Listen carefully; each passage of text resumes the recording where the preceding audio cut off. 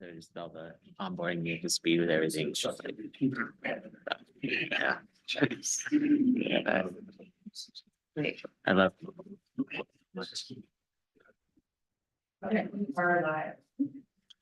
Ready to go? Yep. All right, welcome to the April 23rd City Council meeting here in the Mill. We are on Zoom and also later on, this will be on YouTube. Just a few days. You guys are really quick, right? Couple hours, okay. Live on YouTube, okay. Wow, changes every day. Anyway, with that, let's do the Pledge of Allegiance. Can Councilmember Tadgett lead us, please?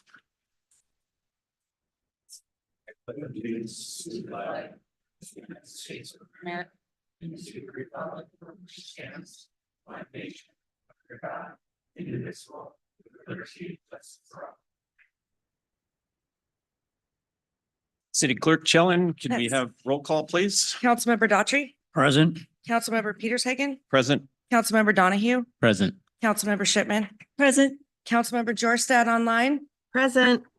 Councilmember Ewing, Present. and Councilmember Tadgett. I'll make a note the mayor's out of town, so he's absent tonight. Okay, great.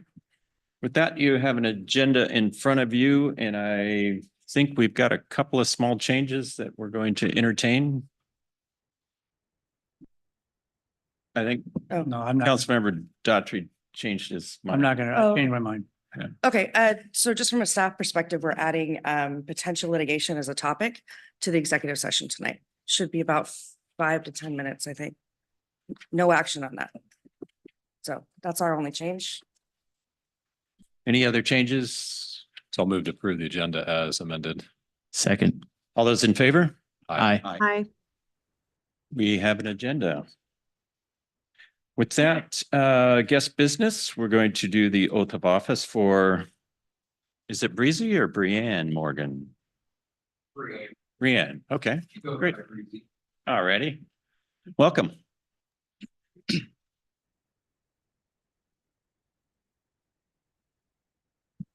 I would like to introduce our newest record specialist, Brianne Morgan. You started 2 weeks ago, a week ago. Month.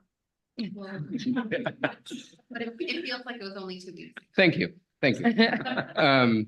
Like I said, she goes by Breezy. If you want to ask where that came from, have at it.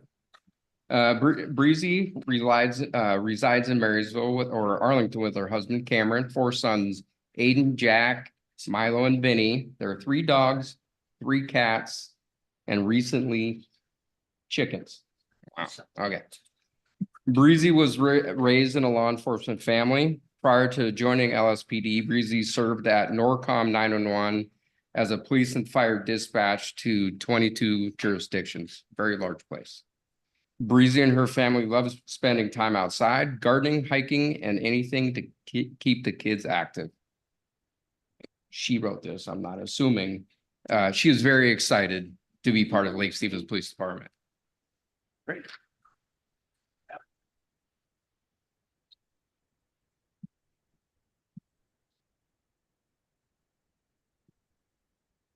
Stand in for the mayor. Are you nervous? Yes, Oh, good. very much so, yeah. So am I. Welcome. So we have family here. Yeah. Great, good. Up to the okay, see? Okay, well, with that, if you can raise your right hand, we'll swear you in. I state your name, Oh, Breezy Morgan. do solemnly swear or affirm that I will support and defend the Constitution Constitution. and the laws of the United States, the Constitution and the laws of the state of Washington,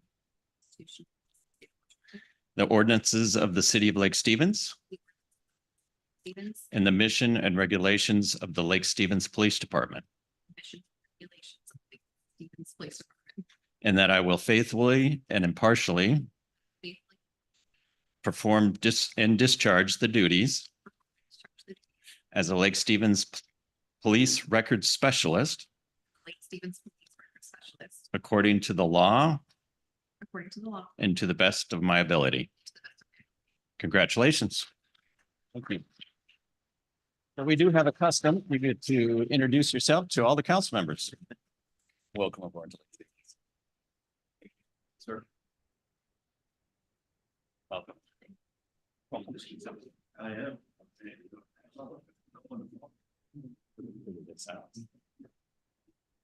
Let the expert do.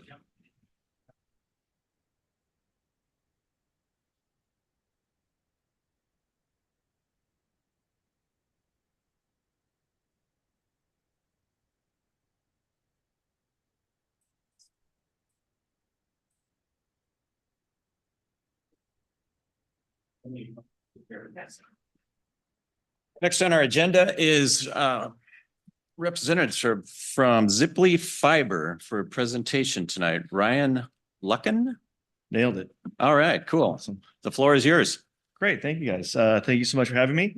Good evening, council members. My name is Ryan Lucken, the Vice President of Marketing at Ziply Fiber. As you know, Ziply Fiber operates a state-of-the-art fiber optic network here in the Pacific Northwest, including in Lake Stevens. The importance of a fiber optic network in communities large and small really cannot be overstated. Most of us are in the room today are old enough to remember where internet lived in one house that might have internet access, and it was delivered through our home phone. Eventually, and if mom or dad picked up the phone when we were trying to use the internet, you were done with your internet session for that evening. Eventually, communities moved to cable-based internet services sufficient for surfing the web or maybe downloading an MP3, so long as all your neighbors didn't get online at the exact same time. Fast forward to today, there are not many electronics that we purchase at the store that don't require internet access. Today, we want the ability to work from home, to stream entertainment, to access telehealth. And we want to be able to do it all at the same time, right? Every single family member wants the access to the internet at the same time. The fiber optic network that Ziply Fiber has delivered to this community is built to scale, meaning it will be serving you all for generations to come. That's how much bandwidth we built in advance. We can't predict how much will be needed in the years to come, but we know it's going to be a heck of a lot. As of tonight, more than 8,000 addresses in your community are served by this network. That's thousands of residents and businesses that we feel very lucky to have as customers. Tonight, I'm excited to share that your fiber network is unlike anything else in the entire country. The network that is serving Lake Stevens can reach residential speeds up to 50 gig. Most of you need nothing more than 1 gig. 50 is exponentially more than that. It is double than the next fastest speed of the next provider anywhere in the country. So someone out there can do 25, we're at 50. With that speed tier, we have certified that the city of Lake Stevens, Washington, may now claim to have the fastest residential internet service in the country. So I present to you that certification and this award. Again, congratulations. And for your community, we look forward to serving you guys for this generation and many to come. So thank you. Great, thank you. If you would indulge me, I'd love to get a photo with you guys. Would that be possible? Certainly. I don't do photos. Photo with Oh, everybody. come on. And not- Well, someone's got to accept. We do have the fastest internet. Yeah. You guys want to? Sure.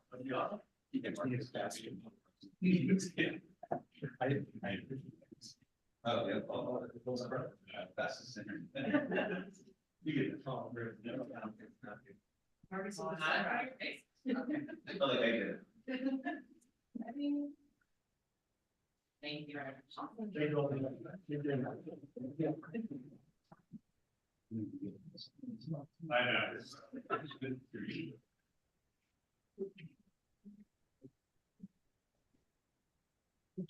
Who gets that, by the way, the class? It's council president.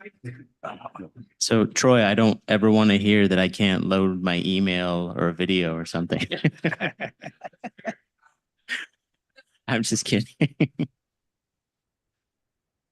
At this time, we do reserve a moment for citizen comments. And Kelly, if we have anyone online that is wanting to speak. I don't see any hands. So again, as council president said, if you do want to speak to the council, please raise your digital hand and I can let you into the meeting. No. See none. Nope. And I haven't seen any green sheets for signups. Do we have any folks in the audience that would like to speak? No? Okay, great. Let's move on to council business. How about if we start with Councilmember Daughtry? Okay, I have several things going on, but I'm only gonna talk about one. I was at the Snohomish County Cities meeting on Thursday night. Where we got a presentation by a man named Mike Bailey. He's a finance consultant.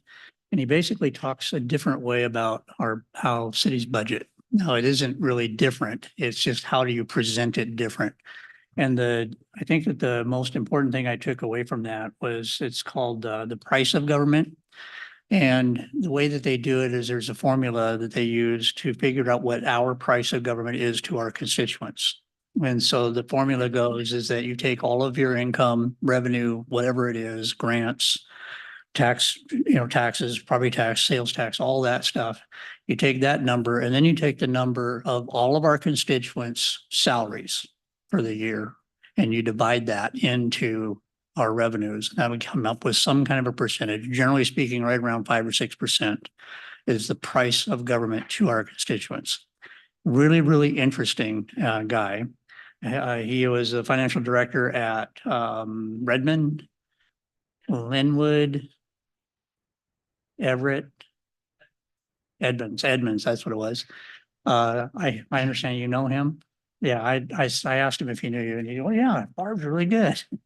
I think he got an audit from you while you were on the audit thing and yeah, that's what he said. I don't know if we would want to have him in to talk to us about this. I think one of the important things that he talked about was how do we present our budget to, well, the council and to our citizens. And it's different than what we do. We look at it by fund balances and things like that. And he says nobody really understands that, including most of the council. And we should try to do something different. So it's really interesting. I've reached out to him to find out what it costs to have him come talk to us and, what's the time commitment and those kinds of things. And when I get that information, I'll share that. But I think it was probably one of the best presentations we've ever received at SCC. Great. Thank you. Councilmember Donahue. Yes, thank you. So last week I attended the Planning Commission meeting. We continue our march through the comprehensive plan update led by Senior Planner Levitan. I want to apologize because I think last time I talked about Planning Commission, I just said planner. I don't want to take that away from Senior Planner. This time we discussed the introduction to the plan, which is, just kind of the roadmap. And then we dove into the economic development element. So there was some really good discussion and comments from the commissioners, particularly a couple things that stuck out. There was a question regarding what can the city do if needed to kind of push back against some of the housing targets set by Olympia and seemingly continually increased by Olympia when it means it has to be done at the expense of using some of the limited space we have in the city for business development and economic development. And then also there was another comment regarding ways that we might be able to secure more public lake access in the city and how that could contribute to attracting people to the city and economic development through that route. So just a couple of comments that I thought were really interesting and insightful, and I wanted to kind of float those in front of the council. But other than that, nothing to report. Okay, great. Councilmember Shipman. I had kind of a busy couple of weeks. I attended the Historical Society meeting for the first time on the 9th. The first thing that impressed me were how many people they have on their board. They have a lot of new to share, just basically they're eagerly awaiting some forward movement in the process. Then I attended the school board meeting on the 10th, and the first meeting of the month, they always have their students of the month. So it's good to hear directly from the students. Their Apple Awards, which are school staff, everything from teachers, paraeducators, maintenance people. So it's always good to see them appreciated. They were discussing the new superintendent, which we now know has been selected. Dr. Templeton will be our new superintendent. And then we had representatives from Lake Stevens Middle School and Stevens Creek Elementary to highlight some of the programs they have at their school. And during community comments, we did have some comments. 4 moms and 1 high school student shared some concerns regarding explicit adult content at the Cavallaro Mid-High Library. They read some excerpts from a couple of books that they would like removed. The board did ask if anyone else would like to speak, and one other woman did step up to the podium to share the same concern. They moved on to their discussion item, which was policy 5035, which is kindergarten and first grade entrance. And they're looking at changing that. Right now, kids have to be 5 by September 1st to be admitted into kindergarten. And they have to be 5 by the end of October to test to come in early. And so they're looking at removing that date and having it based just on readiness. To test to do that, it costs about $200. You have to use an outside source. So the board was asking if it's possible, to find some financial assistance for families who may qualify, so income isn't a barrier to their children getting into kindergarten early. I attended the library board meeting on the 18th. Unfortunately, I was called out due to an emergency, so I wasn't there the whole meeting. But was there long to hear some great news. Friends of the Library had a really successful book sale fundraiser. They raised over $3,000. In addition, they have a couple of fundraisers on the horizon. They'll be hosting a bounce house style blow up activity carnival, and they're going to have it twice. They're going to have it once at the Lake Stevens Pride event, which is June 8th at 10:45. And that's at Lending Park. And then they're going to have it again at Aquafest. They just aren't sure if it's going to be all of Aquafest weekend or just one day. The carnival is meant to raise money for enhancements in the kids and teen areas of our new library. They also shared the new library is scheduled to break ground on time, which is late summer or early fall. And at that time, they're looking at possibly having a community groundbreaking ceremony, but they have yet to confirm the date. And they did want me to point out they have a lot of activities. I could go on for a while, but if you visit their website, they have a lot of activities this spring and summer. And then the senior center reached out to me yesterday and updated me on Cinco de Mayo on May 5th at 2:00. They're having a fundraiser. So they're going to have food and a celebration, and the tickets are free, but they're asking people to please remember this is a fundraiser and if possible to make a donation. Okay, thank you. Councilmember Ewing. Just want to note a couple of things.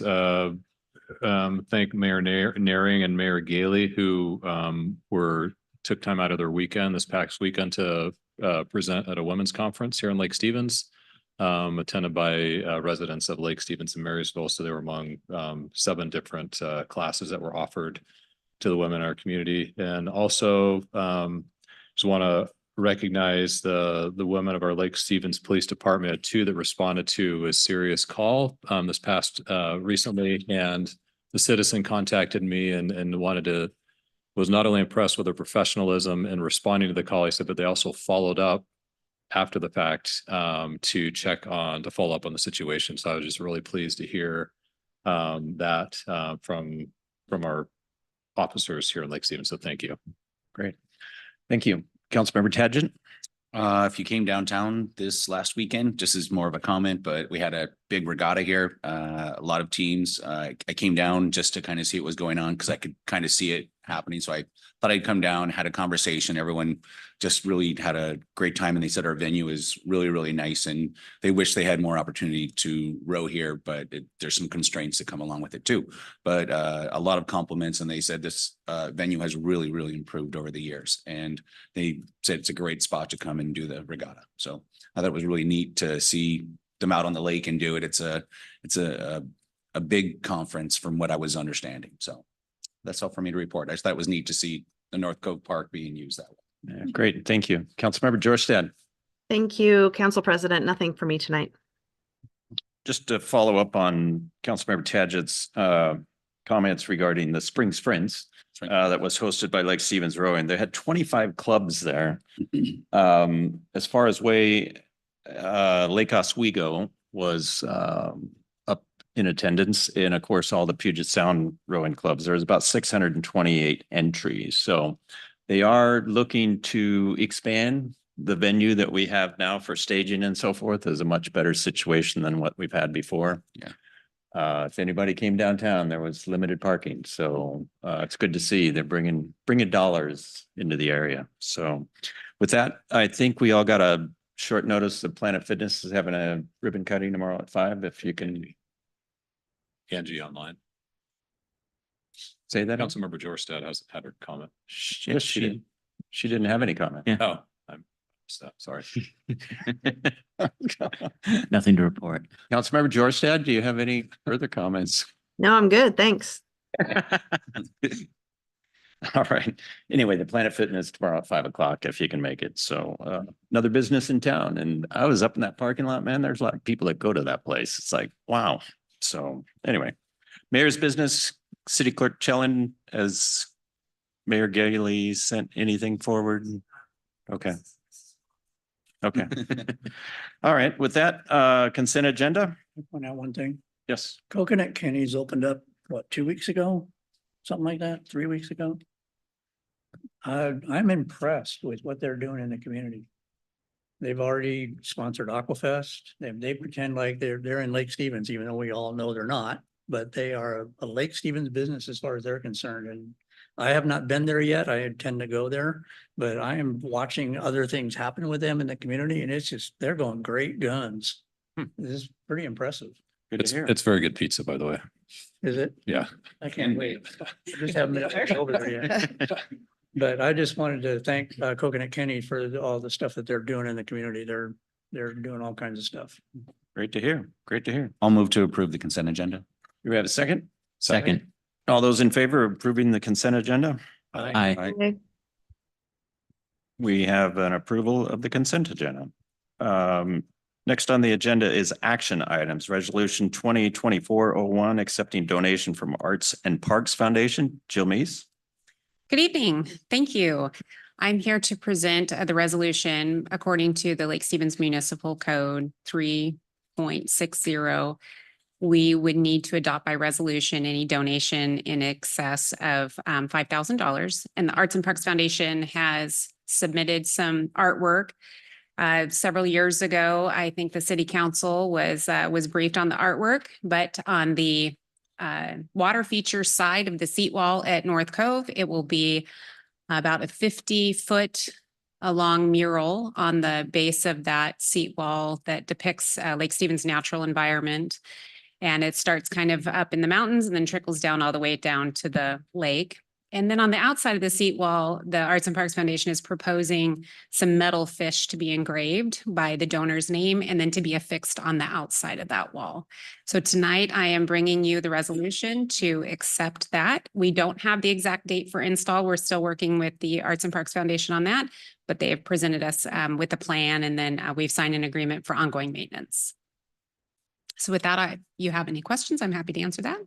Right. Anyone questions, comments? Are these the metal fish that they were selling last summer? That's correct. Yeah. Mhm. We've all bought one, right? Okay.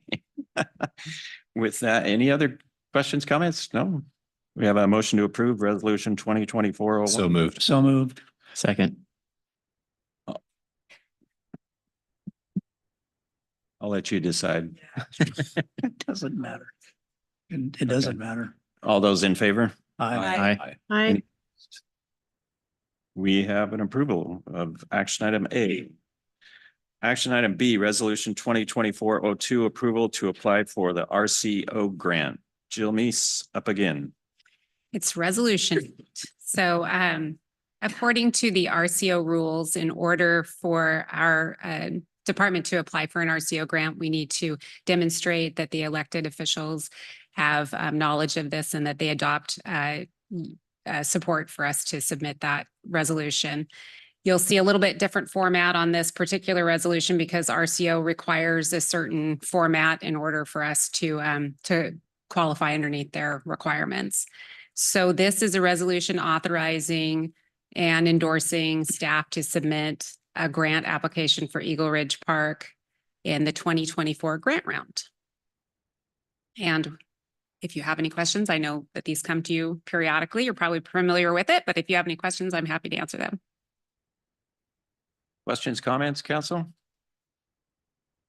I move to approve resolution 2024-02, a resolution of the City Council of the City of Lake Stevens, Washington, authorizing and endorsing the submittal of 2024 grant applications to the Washington State Recreation and Conservation Office. Do we have a second? Second, Councilmember Tangent.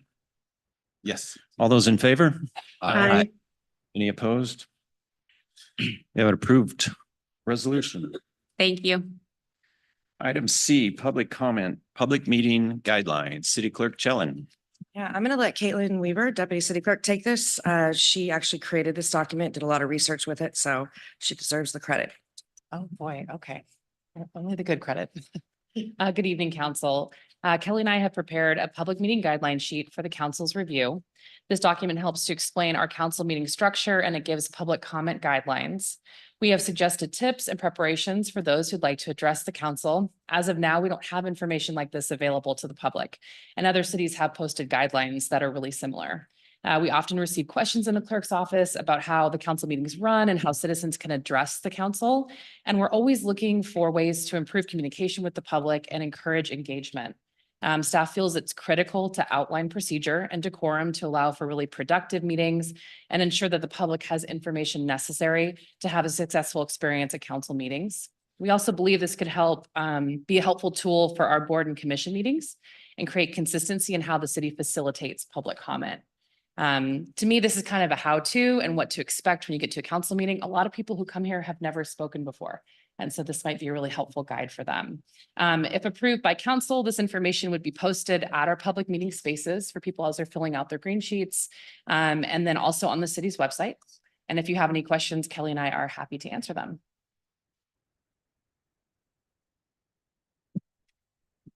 I think it's a great jump off point personally. I mean, I don't know how many times people are like, I don't know what to do, or how do we do it? And, you know, especially stating their name and address and so forth. So that'll give them a starting point for their thing. So I think this is a great jump off point.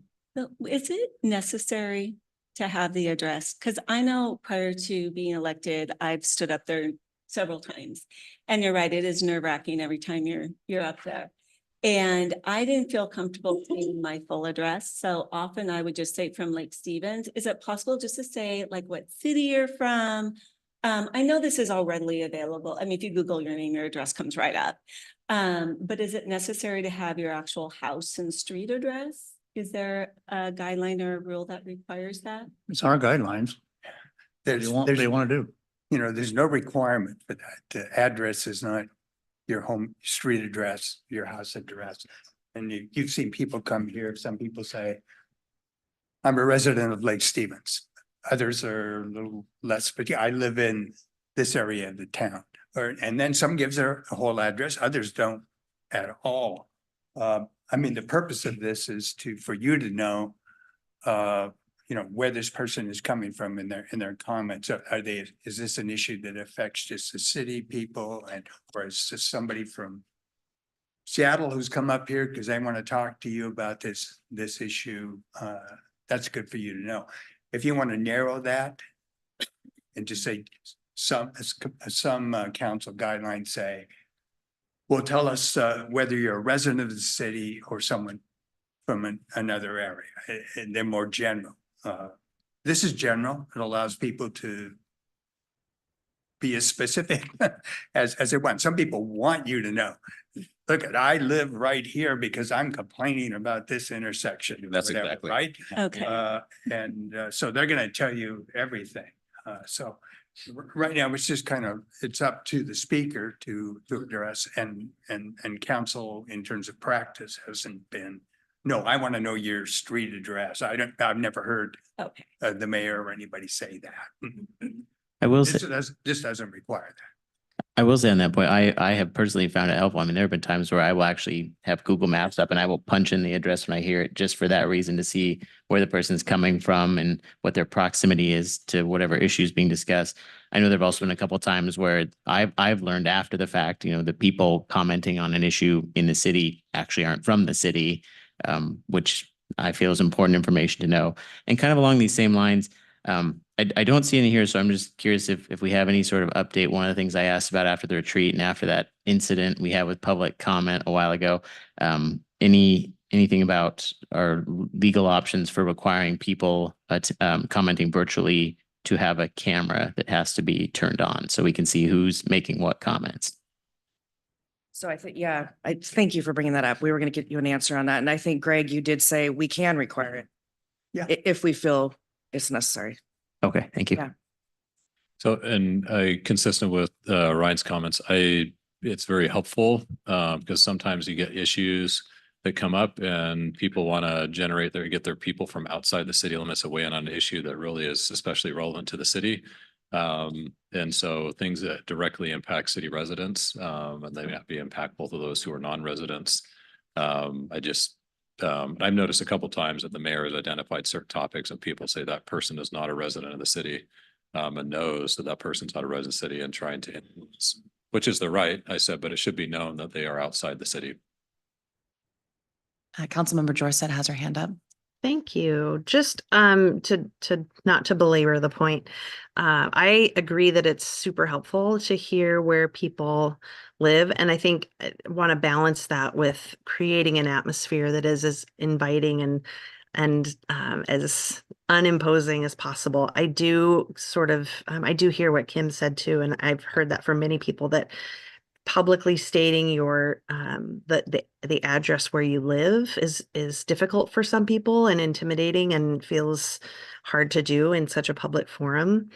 And so I'm just wondering if the wording could, and I appreciate Greg's comment about that it's a guideline, but the wording says clearly state your name and address. I'm wondering if it could be a little bit more general, to say something to the effect of clearly state your name and the city where you reside, stating your address is preferred but not required, or something that states that that's preferred information, that does ask people to state their city, but that doesn't screen out people who just aren't comfortable stating their home address. So balancing the interests is actually a really good point. And as I'm thinking about it, I'm wondering if there's a way to, create some kind of system where the clerks are given that information, the specificity, a specific address, and that can be passed to us and somehow shielded from public record, but we have it for decision-making. And then it doesn't have to be made publicly available, but for decision-making purposes, we have that information. So that might be worth looking into. I think that we just would need to think about the virtual attendees, how we would get that from them. Right. Yeah. Yeah. And we have talked about that in-house, whether there's a form or some kind of an intake thing that they fill out before they can enter the Zoom meeting. And we can look into that further if you'd like. So are those green sheets not public record? No, they're public record. Yeah. It's just the virtual attendees that we don't get. I understand the Yeah. difference between the virtual and that. I'm just Right. saying, if they fill out a green sheet here and present it to us, to the mayor or whoever's in charge, that's a public record. But could it be redacted?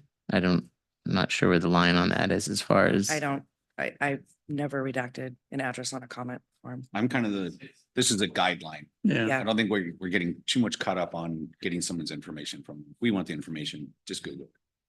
Well, if it's something I can Google, yeah. And I'm just, To give you a fake name. for me, I just want clarification so people are comfortable coming and talking to us. Like I said, I felt very vulnerable putting my entire address out there. And so most often when I spoke, I would just say I'm from the city of Lake Stevens. And my reason for bringing it up wasn't because it was like a controversial, do we deserve it? But for comfort level, for the people, so that everyone feels welcome and everyone feels safe addressing us. I think that this is a good document to have, and you did a really good job on it, Caitlin. Yeah. Because I think it's really important to have guidelines so that everybody feels they have a voice. And when we have guidelines that really express the importance of being respectful, staying on task, you've got your 3 minutes, get your bullet points down, then everyone feels comfortable, or hopefully that would be the goal. Everyone would feel comfortable talking to us and won't feel vulnerable. Putting my full address out there would make me feel vulnerable. So I just think that just a little bit of clarification so that people don't think, I don't want to address council because I don't want my house address out there. Is the reason I brought it up. How about if they just state whether they're a resident or not? I think that's a really good idea. And then with the green sheet, they can put their full address down. And like Angie said, then giving the option of saying, especially if it's something like Ryan said, where it's a very distinct spot in the city, maybe you might want the council to know, hey, this is directly affecting me and my family, right? So I liked Angie's suggestion of a city, but if you prefer your entire address. So just Well, like, okay. I'll just say, I like the emphasis that electronic communication is really an outstanding method, and people usually do a better job communicating in writing and afford the council an opportunity to respond, and people provide that information. Often they'll include their phone number, which allows us to reach out and follow up with any questions you have. We're not allowed to engage as citizens in public comment. And so I think communicating in writing and also communicating, hey, if you send along electronic communication, there's not a whole lot of value in coming and reading that same statement when we have it on our email. You know, we're following along as we're reading it at a council meeting. I mean, some way to communicate that. I mean, for me, I'm more concerned about, and this is more, I guess, is not for the citizens, but I mean, this is for the mayor and council president standpoint of hate speech in person. Comments that are made based on race, gender, sexual orientation, marital status of state registered domestic partnership, disability, veteran status, or genetic information, all of which have been targeted towards council members by certain members of our community. And I think that needs to be addressed appropriately. And so in the comments, any speech or actions that disrupt or impede the orderly conduct of meeting.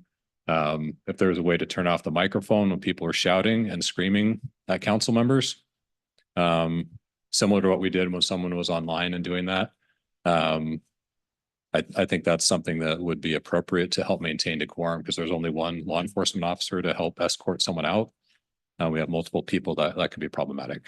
Didn't it say in here that you will be, it says here already in this guideline that if you're saying hate speech or something, you will be cut off. That did not happen on June 14th, 2023. Well, that's not June 24th. No, I'm just saying that last year it happened right there at the encouragement of, and I would prefer that not happen again. Sure. Okay. And so that's more directed towards the council president, the mayor, who are the ones that are doing that. But I can tell you, if I made that speech, if I commented like that, there would be different repercussions for me than for those people, even though we're both citizens of the community. Yeah, I appreciate those comments. I guess I would say we've never had guidelines before. This is a reaction to what took place in regards to that, as well as the hate speech that we got online.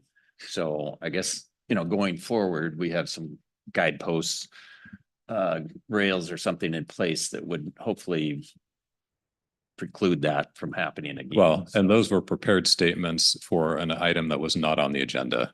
Yes. So I'll just note that. I get where you're coming from. Well, moving forward, Yeah, exactly. if someone was directing that here, we would say, hopefully the council president would say, sorry, we need to stop you and have them be removed by the police. Yeah, right. And that whole instance, correct me if I'm wrong, for the two senior council members, but you've never experienced that the whole time you've ever served. So it hasn't been an issue in the past. And it's, how do you prepare for something you don't anticipate? So but we can do something moving forward. yeah. And I think this will make the general public more comfortable as well. Because when there's a lot of hostility in a room, if you have a different perspective or different point of view, you're not going to feel comfortable expressing it. So I think, again, just, kind of keeping it to business and in a respectful manner will benefit everybody. Right. Angie's got her hand Yeah. up, just for the sake of saying. Councilmember Georgestad? Thank you. Just want to thank a citizen for reading the agenda for tonight and writing in and suggesting a few changes or things to be highlighted. And I wanted to bring up one of the things that email brought forth. It talks about, in the suggested preparations section, talks about ways to make those comments. And then it talks at the bottom, we look forward to hearing from our citizens, and it lists the days and times of both council meetings and workshops. I do wonder if it might make sense somewhere in this document to point out that citizen comments are not something that happen at workshops, that they only are able to be heard during actual city council meetings, just to make it clear for folks. That was a great catch in that citizen email, and we're definitely going to do that editing. So thanks for bringing that up. Yep, thank you. So another comment that was made by that person that I tend to agree with is that we are saying in this document that comment time may not be added or donated to a speaker, and we have done that in the past. where we allow one speaker for several and take a little bit more time to get their point across. And I'm not quite sure why we wouldn't do that. We wouldn't or would do that. You know, why we do not, why we're putting in there, we're not going to do that anymore that we've done in the past. You don't think 3 minutes is enough time for them when we have a room full of people? Not when they're speaking as a group, trying to get, instead of hearing the same comments over and over and over again, you get one speaker that takes 6 minutes and gets everything out on the table. That's Before that, but that doesn't happen. Yeah, if you got 20 speakers, you don't want to have 60 minutes given to one person.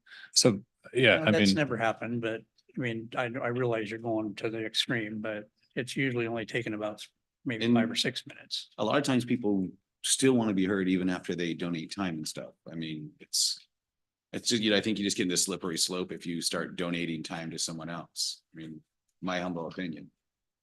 Well, I get it. Well, I guess I would say maybe put some guidelines. If a group of people show up and they want to have a speaker speak, you give them 5 minutes for the group. Whatever. Call it good.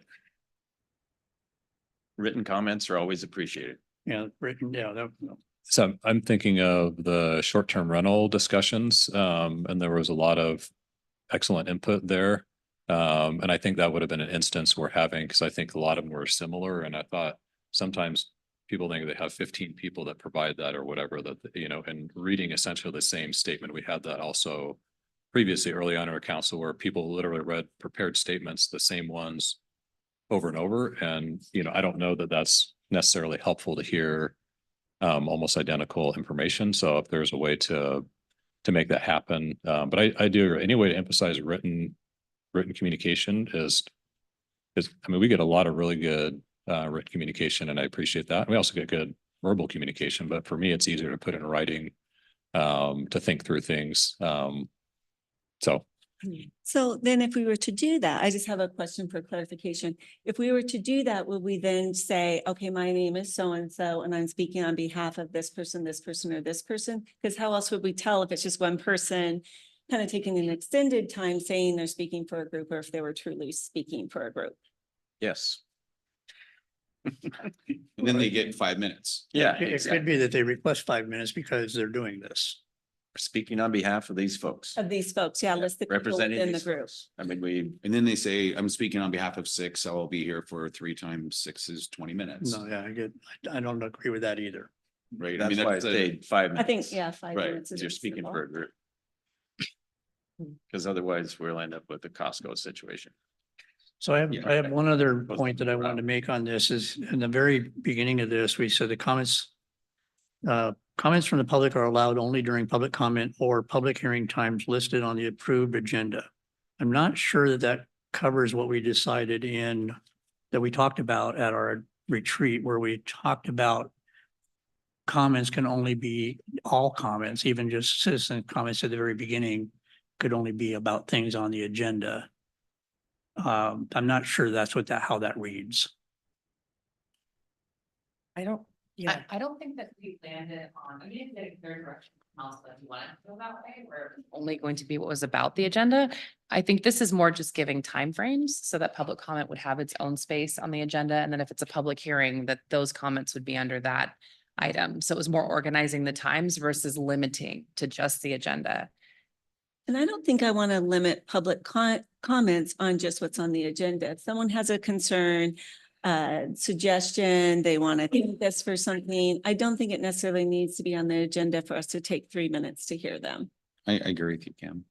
I think if someone has the time to come in and they're frustrated about something and they don't feel like they're getting a resolution done on it, I think it's great to hear them out. And it's, for the most time, it's maybe 1 or 2 people. So but they're so concerned that they come here and want to address the council. I think they should be heard. Has the mayor commented on these guidelines at all? Just that he liked. Okay. He'd like what? Oh, he did review this, Mayor Gailey, Oh. before I put it in the packet, and he liked it. He didn't have any changes. I guess I would say little clearer direction. Does that give you enough to maybe kind of change some things and bring it back Sure, in 2 weeks or so? sure. Am I hearing consensus about adding and the city you reside, full address is preferred but not required? Sure. And then we'll do the edit to the bottom, so we'll move workshops, so it's great, Yeah. we just take comment on our regular meetings. Sure, we'll bring this back. Great, thank Okay. you. I do have one ask on, so we've had a couple of these quasi judicial proceedings that we've had, and there, it seems like there's been some confusion on the public comment. People wanted to make comment. It seemed like there was a significant number of people that showed up to want to make comment, where comment wasn't allowed. So I don't know if there's a way to note that on the agenda, more explicitly. I thought Greg did a great job of explaining it verbally, but if some piece could be put on there, like, hey, we're doing this land use action, and put that same verbiage in there that he put in there, that he gave us verbally, that might eliminate some of the confusion. Because I know there seemed to be some frustration from the citizens that came and wanted to comment and weren't allowed to comment because of the nature of the proceeding. Greg, you're kind of giving me a look. Perhaps we could put a sign up that says this is going to be a quasi judicial in the back, because I don't know that everyone jumps on and looks, and then put, here are the rules during the quasi judicial. I don't like this any more than the next person doing it, but if they were back there and they saw the rules and said, hey, there's rules back there surrounding that, at the beginning of the meeting, take a minute to go refresh and look to see what you can and can't say. That way, that might help them out, because I don't think they're going to look at the agenda per se and go, I get it.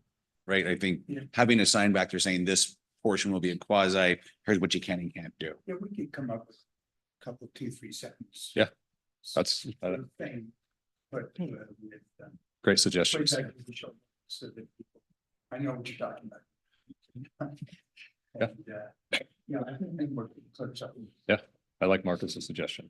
Okay, or put it on the agenda. Bottom statement or something, so. Okay, so with that, I'm going to ask council though. Would you be willing to entertain if any folks in the audience want to comment on this issue? That's It's great. not a public hearing, but if you're open to that. Yes. Is there anyone in the audience that has any comments regarding this particular issue? Any comments about public comment? You do? Okay, come forth. Can you come to the podium? I just need to get you on recording. I know. You're gonna be our guinea pig for the new comment guidelines. And we need your name and. My name. Name and the my city you're address- residing. My address, 9903 North Davies Road. I don't mind giving my address if I'm up here. Don't think anyone else does. I think if they're willing to come here, they want to speak, they're 3 minutes. I don't think they care about that stuff, the address and stuff. So I think that if they want to come and it's an open meeting, you get to speak. I don't know that if it's written down guidelines and all that. You guys have good guidelines. I had to read them before I did it. So they told us exactly what to do. I don't know that I'd waste a lot of time on it, but that's just me. Thank So- you. Thank you. Anyone else? Come forth, please. You can state your name. I'm Casey Insco. I am a resident of Lake Stevens. I think that your proposal to have like just general guidelines at the back of the room before meetings is a great one. Because one, this is my first time ever like doing a public comment. And I was not aware that you had to straight your address. So I think for citizens who like come to these meetings but don't have a clear sort of idea of what to expect, just going over public comments, and if they feel strongly about an issue, being able to come forward and state that issue, that would be just a great way for citizens to do that. Thank you. Thank you. Thank you. Perfect. Isn't there, public hearing, isn't there some guidelines from MSRC protocol type? Seems I've seen them in other cities where if you want to speak on an issue for a public hearing, this is kind of the format. Maybe you could have that by the agenda or something when Yeah. we do have public hearing. Helpful hints. I just want to say thank you to Kelly and Caitlin. I really appreciate the input from the other cities, and reviewing like what works for them and the guidelines there. I mean, that was really helpful for me to read through those. Okay, great. So we'll have that back in a couple of weeks. Yeah, May 14th, we'll target that back. All right, thank you. Next on the agenda, records management policy. City So- Clerk Chellen? Yes, I will take this one. So tonight I'm presenting a city records management policy. The purpose of the policy is to provide direction and guidance to employees and elected officials in the management of records created or received in the conduct of our city business. The rules in this policy are intended to ensure that the legal and historical records of the city are preserved for their retention period and made available for access to the public or transferred to the state archives. Staff has been working hard to continue to make records easily accessible and permanently preserved when required. Electronically stored and accessed records are also required to carry a data sensitivity classification so that they're handled, protected, and shared in accordance with state law. The timing of this is crucial as IT is working on a new data governance initiative and an eventual migration to SharePoint. Public records officers like myself, Caitlin Weaver, and Julie Hubert from the police department, as well as the IT team, work together to update this policy, and Greg, our city attorney, has reviewed it. This policy is also required for our accreditation. So I am open to any questions. Maybe not as exciting as the last topic. It's still necessary. Any comments, questions? This isn't really about the records management policy, but you said something about the people that actually look at this policy on a time, you know, I don't know what the basis of time is on it every time that you look at this policy to change it. How often do we do that? It's probably a good question, but probably just as anything new comes up, if there's new state guidelines, if there's new RCWs, if there's new best practices, you know, we're constantly attending WAPRO records groups. I think we'll just bring it back as we see fit.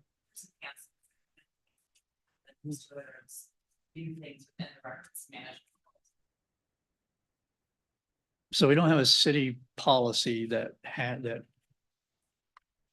basically has a calendar of when policies are looked at, Well, I mean, unless I'm missing something. like a minimum No. time that you have to revisit a policy. No. Okay. When I came here, though, I did see that we had a records management policy, but it was very outdated. Well, So, I'm not talking about just the records management policy. Yeah. I'm talking about all of our Right. policies. Do we have a calendar of, we look at our policies every 4 years? well, I can tell you, we're certainly looking at them right now as we're getting all of them together for accreditation and also working on getting our Power DMS software that manages all our policies. You know, really fine tuned and up to date and making sure employees know about policies, they're reviewing policies. It keeps an audit trail in there of who's looked at them and who's, you know, accepted them. So we're working on that. Okay, That's one of our goals. thank you. Yeah. Anyone else? But Greg looks like he wants to say something first. I was just gonna say, that's a great idea to have a somewhat of a schedule with Yeah. a spreadsheet with, here's policy about this, and this, and That Power DMS. what would be generally scheduled times to take a look of it. Although, I mean, a lot of policies are driven by legislation. Sure. Sometimes they're driven by state Supreme Court may come up with a case that radically changes things and we have to do things. And then I have a question for you afterwards about the Supreme Court. Are we suggesting that we're doing a policy on how to handle our policies? Yeah. Okay, just checking. You had do have a absolutely, policy about Marie, You had them. Don't tell me you didn't have these. And I'm hearing that we do have, what would you call it? Anya, go ahead. Yeah, it's in draft. Oh, it's in draft form right now, but we are putting something together as to how often. I'm just We're trying to looking create at- more work for you. That's. Yeah, no, it's okay. No, they need to be up to date. No, I really was just curious on, you know, if there's a schedule that each of the departments on their policies are reviewing them, because we come up with reviews every once in a while, but I've never seen any kind of a pattern for Yeah. when we get them. So I understand when you get legislation or things like that, that all of a sudden something gets topsy-turvy and we've got to go revisit something, especially in permitting or in land use or things like that, which has happened recently. So I understand that. I was just wondering if we had a schedule of policy. So that happens all the time, but that's fine. It was just a question. I'm You curious. might want to add to that. I was just gonna say, we had drafted one a while ago that talked about that policy management policy and talked about a review schedule and try to gain some consistencies. And we had created a template with IT to try to get all of our policies in a consistent template and doing some research on all of the archive policies, really seeing on what's relevant, what's still active. And I think that's still just an ongoing project with Power DMS and getting organized. And with this records management policy, it's just kind of one thing at a time. So. Hey, it's thank coming. you. Appreciate it. All right, excuse me. I I have a question to put you two on the spot and possibly Greg for the assist here. So in the summary section, it lists two RCWs and it says we're doing all this to make sure that we're in compliance with those RCWs. When I read through the definition then down below of public records, it goes through all this stuff that qualifies as a public record. And then the last sentence of the definition says a different definition applies for purposes of compliance with the Public Records Act, which is one of the statutes above. So I'm just wondering is if I'm reading that right, is there anything that we need to know in addition to what's already defined as a public record to make sure we're in compliance with the Public Records Act? Or is this definition sufficient? I think it's sufficient for purposes of this policy because our record staff will, as public records request comes in, they'll have to make a specific decision with regard to the scope of that request, the nature of that request, and have to respond under the definition of that that's provided in the Public Records Act as what's a public record. But this definition more primarily relates to documents or time that they're kept. What do we have to keep? How do we have to keep them? And if there are any specific state statutes that regulate what we can or can't release outside of the scope of the Public Records Act. But the Public Records Act does play a part in this because we have to keep documents under that act too. And I guess that's the heart of my question, somewhat selfishly. I want to make sure I'm keeping everything I need to keep. So if it's not on this list and I don't keep it, I don't want to get in trouble. Yeah. Any other questions? We have a motion to adopt the city records management policy. So moved. Second. All those in favor? Aye. Any opposed? You have an adopted records management policy. Thank you. At this time, the council will recess into executive session. We have a couple of items. We're going to be discussing property acquisition and collective bargaining with action to follow, and then also litigation with no action to follow. So with that, we are at the end of the council meeting for how many minutes? What are 15, Shannon, for you? Like 25 minutes. 25 minutes? But before we do that, can I just make one statement? Reminder, next week, no council meeting. It's the 5th Tuesday of the month. And then the May 7th workshop will be canceled for a lot of you who are in DC. So we will resume back here May 14th, unless we need a special meeting, but I'll certainly contact you all if we do. So if we want to recess for 25 minutes, we'll start right at 7 and be back at 7:25. And then there is action to follow on one of the items. Great, thank you. Yep. Anybody need a break for a minute?